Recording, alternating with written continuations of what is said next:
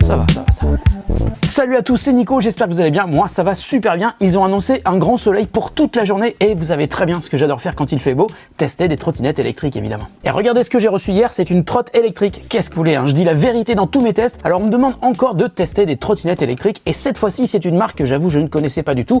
Elle s'appelle Surpass. Ils m'ont proposé de découvrir leur tout dernier modèle qui est la 8 Pro Black Edition. Alors j'ai dit oui, hein, car ça fait un petit moment que j'ai pas testé de trottinette compacte et vous allez voir, elle est aussi assez accessible. Alors j'ai fait quelques recherches sur Surpass et il semble qu'elle ne soit distribuée que sur le site de Cdiscount et je crois même que c'est une exclue et bizarrement elle est pas chère du tout, hein, moins de 200 €. Donc comme Surpass a été sympa de m'envoyer la trotte et qu'ils m'ont dit que je pouvais la garder après mon test, bah écoutez, on va lui donner sa chance et voir ce qu'on a pour moins de 200 €. Donc j'ai regardé les specs et sur le papier, bah déjà il y a deux trucs qui me plaisent bien. Premier truc, c'est qu'elle a des pneus increvables et deuxièmement, elle ne pèse que 11,7 kg. Donc pour les pneus là déjà, bah, vous n'aurez pas le stress du risque de crevaison. Vous je sais pas, mais moi perso c'est le truc qui me fait le plus flipper. Je sais pas si vous avez déjà essayé de changer la chambre à air d'une trottinette, bah c'est un petit peu l'enfer, donc ça déjà ça me plaît bien. Et donc 11,7 kg, hein, c'est quand même assez léger et si je me fie à la taille du carton, elle doit être aussi assez compacte, donc normalement on devrait pouvoir la porter sans avoir l'impression de faire de la muscu à chaque fois qu'on la soulève. Et puis si vous faites du multimodal pour aller bosser, par exemple bus, métro, tramway plus trottinette, et ben elle est assez compacte, donc ça va être assez pratique. Donc on va commencer par déballer la bête, ensuite on va en faire le tour et après, et comme il fait beau aujourd'hui, ça tombe bien, on va pas perdre de temps et on va aller tester la trottinette Surpass 8 Pro Black Edition sur la route. Attention, c'est parti pour l'unboxing et évidemment ça va se passer derrière. Donc pour commencer, vous le voyez, c'est marqué sur le carton 25 km/h maximum, donc ça c'est la législation en France, donc ça tombe très bien. Entre 20 et 25 km d'autonomie, je pense que ça varie vachement par rapport à la température extérieure évidemment, mais au poids de la personne qui est dessus. En ce qui me concerne, bah, on va dire que c'est 80 kg de muscle, hein, vous le savez, comme je vous le dis à chaque fois, et puis une puissance jusqu'à 6 Ampères/heure. Donc on va voir ce que cette trottinette donne, mais d'abord on va voir ce qu'il y a dans le carton. Et hop, on est parti.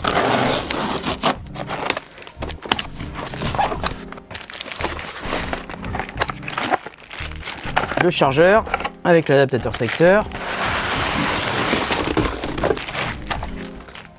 Bon, bah elle est vachement compacte en fait, hein. Et puis là, il y a les poignées qui sont dans une petite pochette à part. Eh, pas mal. On dirait un cube Borg, je sais pas si vous connaissez. Elle est super jolie. Comment utiliser ma trottinette? C'est marrant, il y a un tuto pour apprendre à utiliser sa trottinette. Pour démarrer, il faut appuyer sur le bouton qui est au-dessus, on va le voir après. Et puis pour accélérer, il faut donner un coup d'élan avec le pied, puis presser l'accélérateur. Ensuite, on peut changer de vitesse, on peut freiner. Elle est pas très lourde, hein.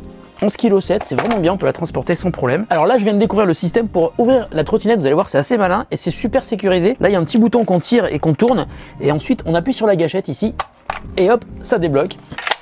Voilà, et ensuite, on remet le bouton comme ça, et c'est bloqué. Il y a la béquille qu'on va mettre tout de suite, ça va permettre de la mettre debout, et je vais profiter du fait qu'elle soit debout pour mettre les poignées. Alors si je me trompe pas, ça doit se visser dans un sens différent dans les deux côtés, voilà.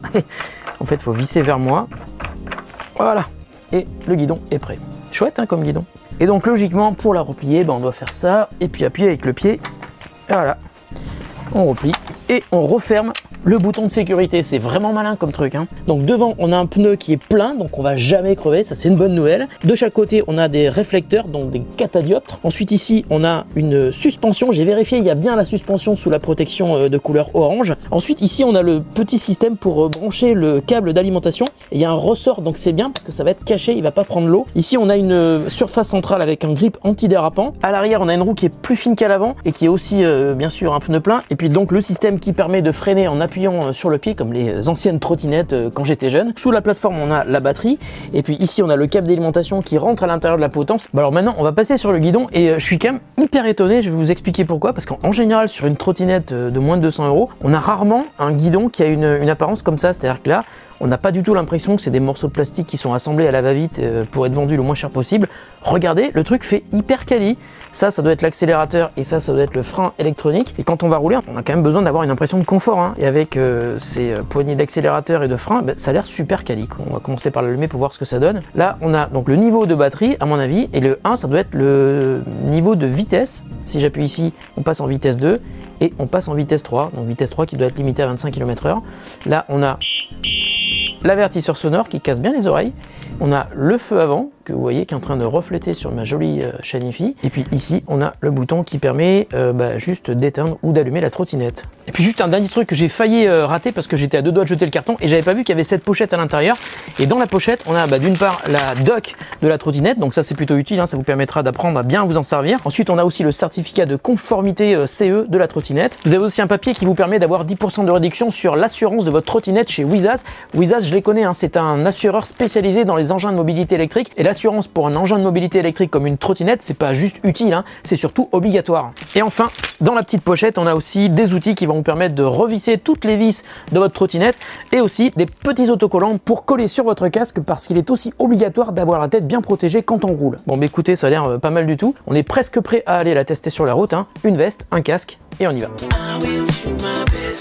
To keep you on my side, never will I rest. I want you, might it be the best to keep you in my arms, never let.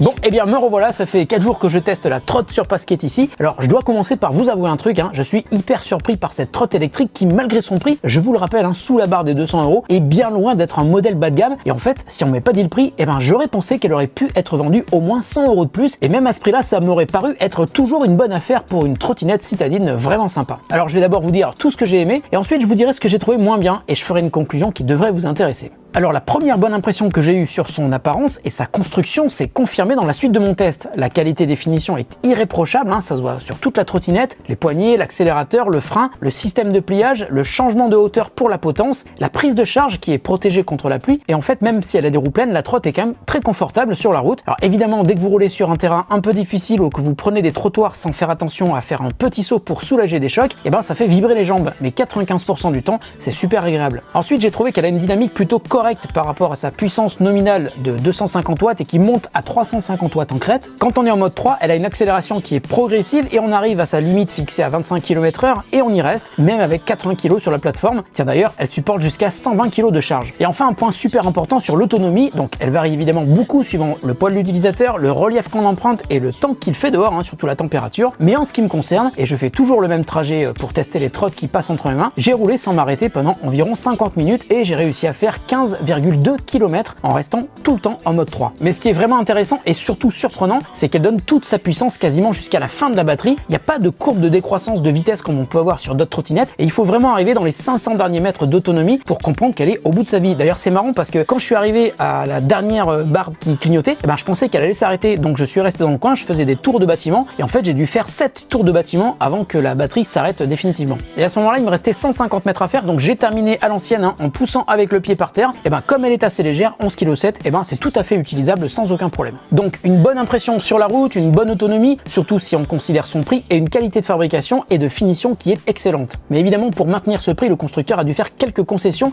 mais pas tant que ça, hein, vous allez voir. Pour moi, le seul truc qui manque à cette trotte, c'est un frein mécanique. Alors évidemment ça aurait fait grimper son prix, mais aussi son poids, et inversement ça aurait fait baisser l'autonomie. Alors si vous n'utilisez que le frein électrostatique, il y aura un freinage qui sera progressif, et en cas d'urgence, clairement ça suffit pas pour s'arrêter net. Et donc mon conseil, il faut donc apprendre à utiliser à la fois le frein électrostatique et le frein à pied sur le garde-boue arrière. Et à ce moment-là, on va dire qu'on aura deux types de freinage possibles, le freinage en douceur à la main et le freinage d'urgence avec la main plus le pied. Et quand on a compris ça, on peut presque oublier l'absence de frein mécanique, hein, c'est juste une habitude à prendre. Alors un autre truc que je regrette sur cette trotte, c'est que l'écran qui affiche l'une des 3 vitesses engagées et le niveau de batterie est un petit peu trop dirigé vers le bas et il y a quand même très peu d'infos, hein, sur cet écran. Et pour le coup, ça pourrait être intéressant de fixer un support pour smartphone et d'utiliser une application GPS pour avoir plus d'infos sur la vitesse et le kilométrage par exemple. En résumé, si on fait la combinaison entre son poids de 11,7 kg, son prix, moins de 200 € et son format assez compact puisque la plateforme centrale n'est pas très large, les roues sont petites à l'avant et fines à l'arrière, on se retrouve avec une trotte qui va permettre d'aller loin pour pas cher et qui sera finalement assez facile à transporter. Voilà, si la Surpass 8 Pro Black Edition vous intéresse, je vous mets un lien dans la description de la vidéo. Je vous l'ai dit, hein, elle est vendue en exclu chez Cdiscount et le prix est vraiment canon, mais ça j'arrête pas de vous le dire, mais c'est tellement vrai. Voilà, merci de votre attention et de votre fidélité. N'oubliez pas, vous pouvez me suivre sur mon Insta, vous verrez tous les produits que je reçois bien avant de voir les vidéos sur la chaîne YouTube. Salut à tous et à très bientôt sur The Grand Test.